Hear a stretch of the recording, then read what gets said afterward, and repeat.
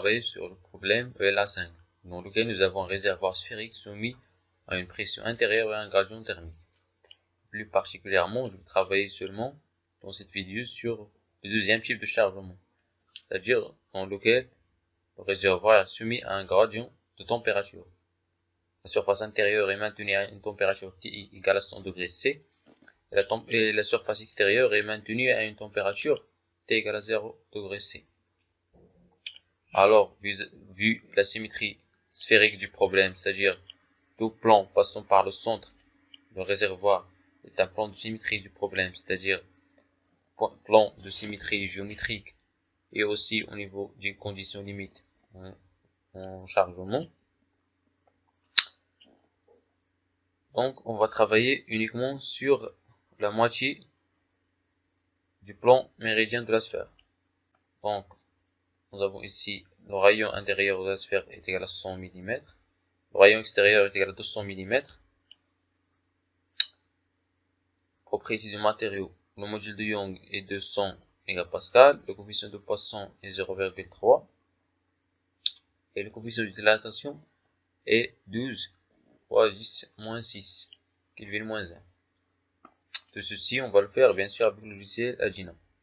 Donc, on se dirige vers le logiciel.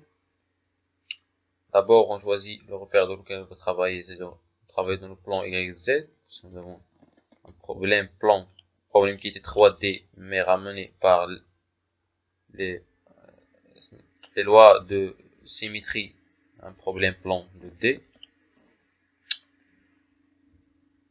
Donc, on doit fixer les conditions limites globales pour le système. Pour le faire, on va vers contrôle, degree of freedom, le degré de liberté.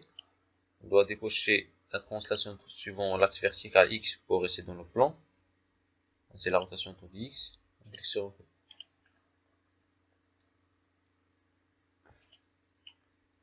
On doit définir le matériau avec lequel nous allons travailler. Le matériau isotropique.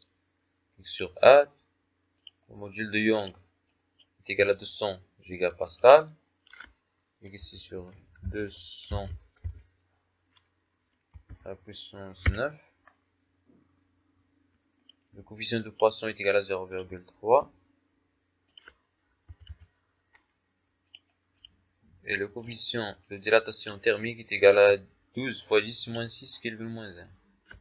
Donc on va inscrire 12, 10-6. On clique sur OK. On clique sur Close pour fermer la fenêtre. Maintenant, on doit définir la géométrie.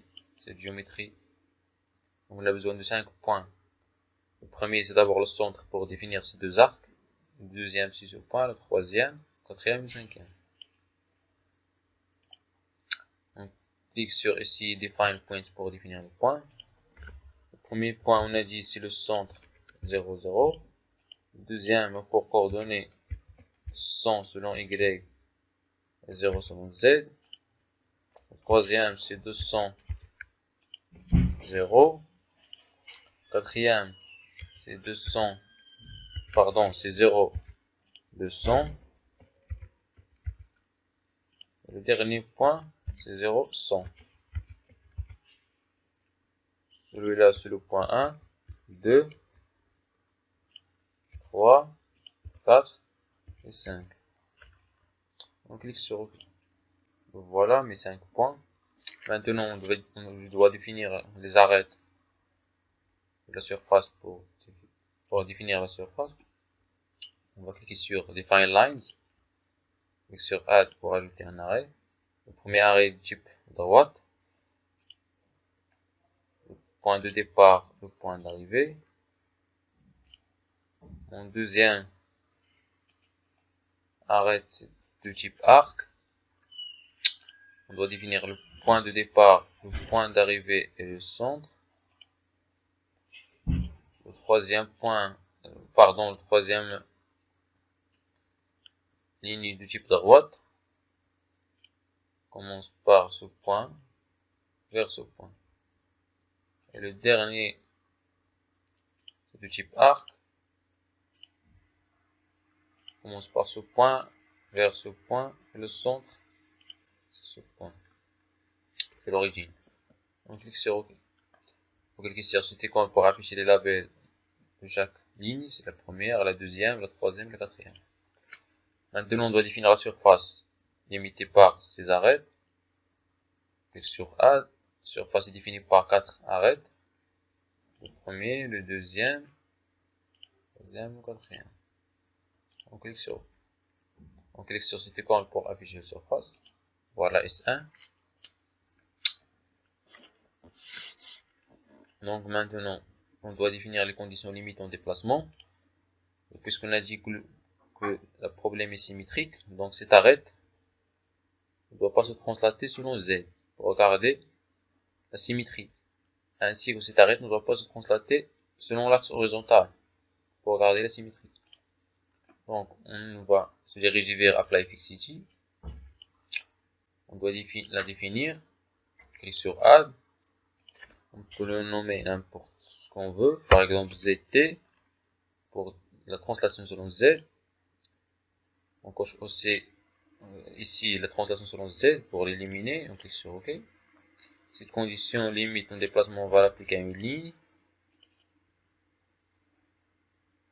Et on va appliquer à cette droite qu'on a dit qu'on ne doit pas se translater selon l'axe Z. Donc sur Apply, on doit définir la translation ici selon Y, on la nomme YT. On coche cette icône. On va l'appliquer à cette droite pour qu'elle ne translate pas selon Y. On clique sur Apply. Pour visualiser les conditions de déplacement, on clique sur cette icône. Voilà.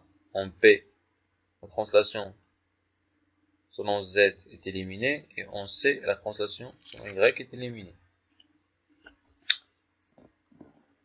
Donc, maintenant, on doit procéder à l'application de gradient de température. Ici, la température intérieure, ici, la température extérieure. Pour le faire, on va vers Apply Load. Le type de chargement, c'est une température. On va l'appliquer à une ligne. On doit définir la première température. C'est la température intérieure, c'est 100 degrés C. Ça fait plus 273. Ça fait 373 degrés Kelvin. Il est appliqué à cette arête intérieure. On clique sur Apply. On définit la deuxième température qui est 0 degrés C. Donc c'est 273 degrés Kelvin. Il est appliqué en rayon extérieur. On clique sur Apply. On clique sur cette icône pour visualiser le chargement. Voilà, le rayon intérieur et extérieur. Maintenant qu'on a défini la géométrie, le matériau, les conditions limitant déplacement et le type de chargement, on doit procéder au maillage de notre structure. Pour le faire, on doit d'abord subdiviser la surface. Pour le faire, on va vers Machine, Mesh Density, Surface. On va réaliser le maillage en utilisant la méthode nombre de subdivision. Pour avoir des résultats bien précis, on va subdiviser la surface en 100, c'est-à-dire chaque arête va être divisée en 100 éléments pour monter la précision de cette surface. On clique sur OK. Et le voilà. Chaque droite a été subdivisée en 100 éléments. Maintenant, on va procéder au maillage. On clique sur Create Mesh, surface. On va mailler la surface. Le groupe d'éléments numéro 1 qu'on a défini. La surface c'est 1. C'est la seule surface qu'on a. On clique sur Apply. Et le voilà. Le maillage de notre surface. Donc maintenant, la géométrie est définie. Le matériau aussi. Les conditions limitant déplacement en contrainte, c'est-à-dire le champ de température appliqué au rayon extérieur intérieur. On peut procéder au calcul, mais d'abord on doit enregistrer le fichier. On clique sur Save. On le nomme ELA5. Clique sur Enregistrer. Elle existe déjà, donc on clique sur Oui, pour conserver. On va se diriger vers cette icône Data File Solution pour entamer le calcul. On vérifie que cette icône est cochée, Run Solution, et on clique sur Enregistrer. On clique sur Oui une autre fois parce que le fichier existe déjà dans le dossier. On attend jusqu'à ce que le calcul soit terminé.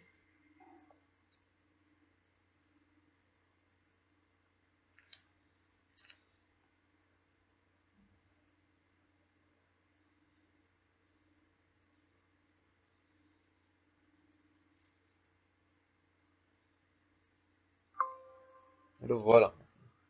Ici, il nous indique les informations de mémoire occupées par le solver, ainsi que le temps de chaque étape.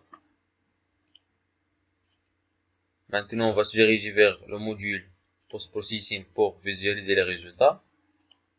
On clique sur Oui, puisqu'on a enregistré le fichier déjà. Et maintenant, on va ouvrir ce fichier OLA5 avec l'extension port.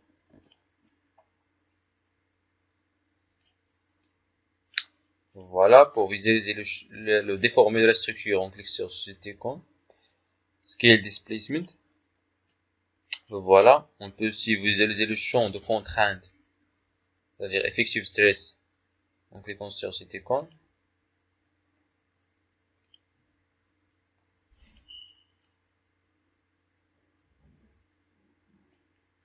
Voilà. On peut aussi visualiser le champ de température, c'est-à-dire les éléments de température, en cliquant sur cette icône. Voilà. Maximi, bien sûr, est dans le rayon intérieur. On peut aussi enregistrer une animation de la déformation. On clique sur cette icône d'abord, Mobiloid Step. Clique sur Animate, Refresh, et puis Save Movie pour enregistrer la vidéo. On clique sur Enregistrer. Et maintenant le fichier est enregistré.